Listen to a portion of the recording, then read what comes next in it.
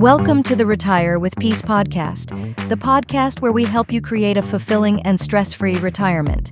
Each week, we bring you expert advice, practical tips, and inspiring stories to help you plan and live your best retirement life.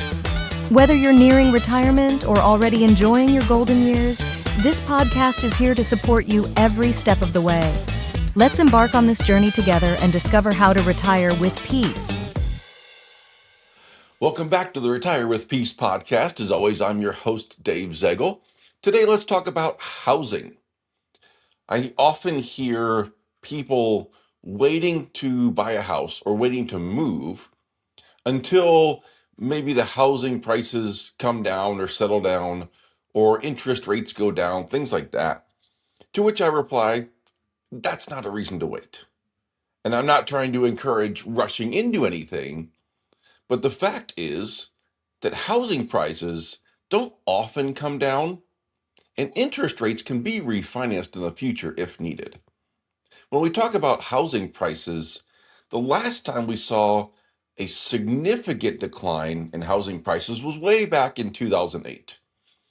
There can always be some small declines, and I should probably throw out the caveat that locality does matter. So in certain parts of the parts of the country or at certain locations, you could see price declines based upon the economics of that area.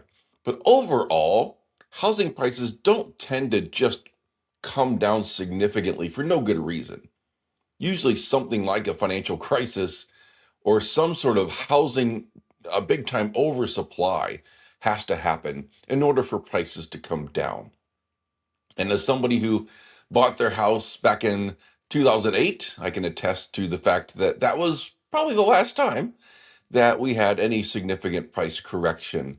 My wife and I, we didn't need a house at that point in time. We were in a house. We didn't need a bigger house at that point in time because we didn't have as many kids yet. But in 2008, when the housing prices dropped, we made the move just because it doesn't happen that often. It really is, in some cases, once in a generation decline that you just have to be ready to pounce on. But as we're going through this now and we're recording in 2025, we actually have a situation where there's an extreme undersupply of houses. We aren't building enough fast enough to keep up with the demand for housing. So in that dynamic, you're not likely to see housing prices come down. It would take something extreme. It would take super high interest rates where nobody wants to take out a mortgage and move, and therefore maybe housing prices come down. But even still, there's some demand for housing.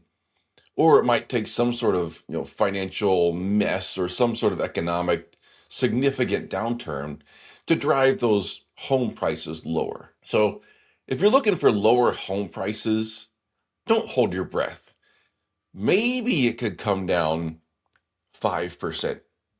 10% would be huge, but it's not going to come down significantly. So I wouldn't hold out for lower overall home prices in order to then make a move.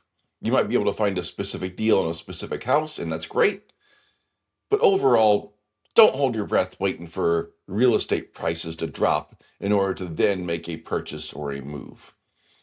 Similarly, with interest rates, a lot of people will focus on, well, gee, now it's 6.25. I'd like to get it at 5.75. And that, I understand that because interest rates do have a big impact on the cost of the house in terms of how much it costs to repay the loan.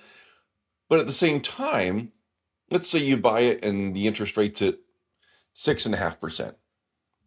And you're like, hey, I'd really like to have a lower interest rate. I'd like to wait on the house, but we really want this house. We want to make this move. We'll take the 6.5.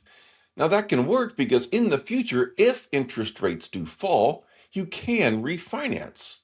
There is a cost to doing so, but the long-term benefit can outweigh that one-time cost if interest rates have gone down enough. I saw this personally a long time ago. I bought it, I think my first house, this has been a while, over 20 years ago. It was like 6.25 at the time, which was a steal at that point in time because interest rates had been higher. And then we saw over the years to come, the interest rates kept going down, down, down, down, down.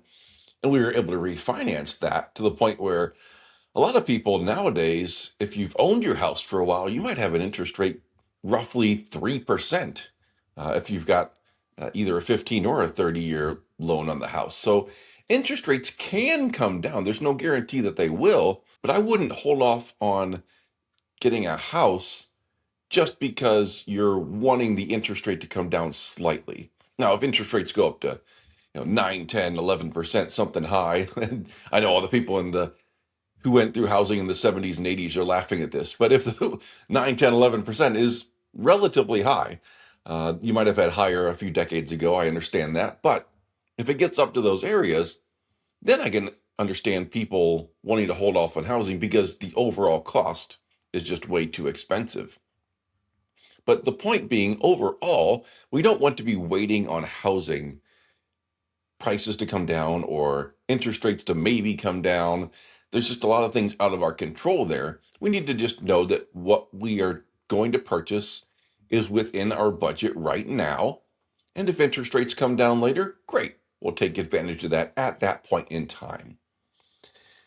And especially if you are already a homeowner, and let's say you are retired or soon to be and you're looking to downsize, you probably don't want home prices to come down. Because yes, you'll be able to buy something cheaper if home prices come down, but then the house you're selling is also coming down. And oftentimes, if you're downsizing, the house that you're selling is going to be worth more than what you're moving into.